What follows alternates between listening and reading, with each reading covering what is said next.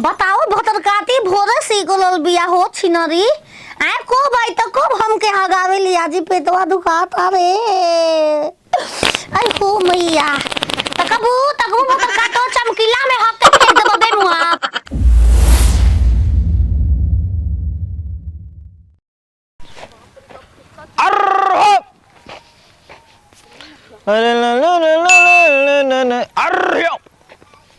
अरे जानू तहर बोलिए मिठाई लिख लागे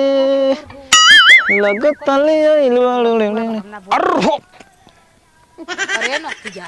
अरे दो गलावा के करक तू रुको त भैंसा कतनी भैंसा तोर माई के रे लगत रे नतिया के बेटा करे दो गलावा आगे पीछे कोई बा हमरा के तू कहतल तू हमरा कहते अच्छा तो तू जान गेलू कि तोरे कहतनी काहे ना आगे पीछे कोई ना लोग हम ना जानब तो कंफर्म कला कि तोरे के कहतनी तार ला सारा बात दो गलावा कहि का कितना ठीक लागतलू हो गाड़ी देतलू तो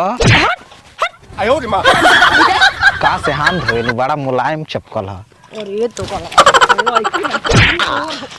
करबो अरे नतिया दू गो लइका बस घर में रे दो गलावा हमरा काहे छोड़ तले तू रोज लइका खोसा चाहे दूगो भातार खोसा हमरा कोनो दिक्कत ही नहीं थी का तब का लाज है नहीं खे कुंवार अरे प्यार को जिसको बीमारी लगती है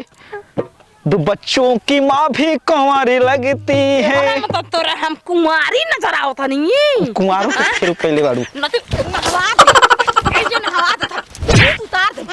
दे हो ना तू के बेटा हम कह दे हमारे पीछे आगे मत घुटल ना पाओ ठीक ना हम तो सोचा था तारा संगे संगे रही पीछे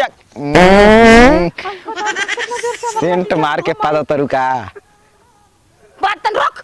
पतन घर लेके सुहत रहे ना नती हमर पतवा सब ई जानले रहती कि तू रास्ता में गैस छोड़बू तो हम झोरा लेके आई रहती सुना ना सुना कौन ब्रांड के लिपस्टिक मारे लो हम किन के दे दे रे दो वाला पहले तू अपना हाँ? के पहले तो रख सास रखी एकरा बाद हमरा के लिपस्टिक खरीदे रे मुआना चपलवा के नीचे गुलाब के फूल लागल बा का बड़ा बढ़िया घुमक आवत रहो ओकरा में से आज सुनो ना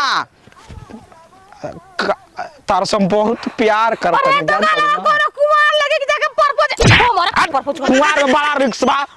अबे कनियो रहर सरसों में गइला तले पेट फूले लागल उल्टी पुल्टी कर लागल बियाह करके पड़ी आ टिकाला में कोनो रिक्स नहीं के सुना ना ये देख हम तोर गोल पे हम मरद बाटे अरे तबे तो तोके फटावता नहीं ओ बाबू सुना तुम का जानता रू बच जाइबू हमें तारे आवता नहीं बताओ भतरकाती भोरे सीगोल बिया हो छिनरी आए को भाई तो को हमके हगावे लिया जी पेटवा दुखाता रे आई हो मैया तकबू भतरकातो चमकीला में हक